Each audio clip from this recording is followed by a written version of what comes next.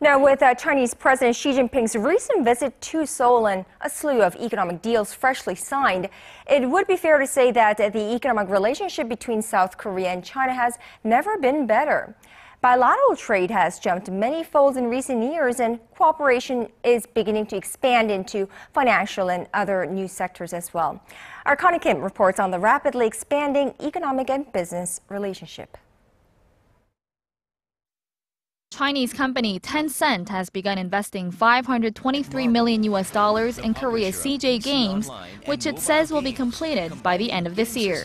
The single case of investment far exceeds the total sum of investment by all Chinese companies last year that stood at just over $480 million. The Tencent's move is a departure from a traditional investment pattern by Chinese companies that used to limit their investments in real estate. Last week's agreement between the two countries to let their businessmen settle their bilateral trade in their own currencies will open a new window of opportunities in the financial sector.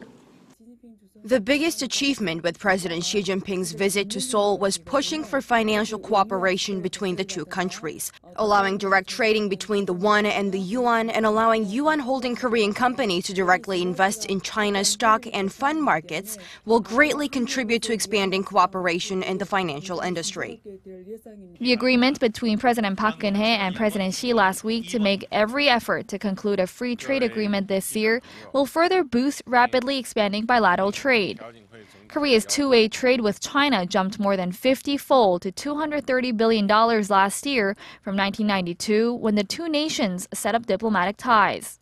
That exceeds a combined value of Korea's trade with the U.S. and Japan.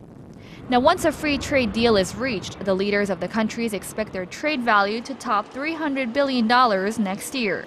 Experts caution, however, that to keep expanding business ties between the two economies in a complementary way, Korean companies must maintain its technological superiority and improve competitiveness in the service industry. Connie Kim, Arirang News.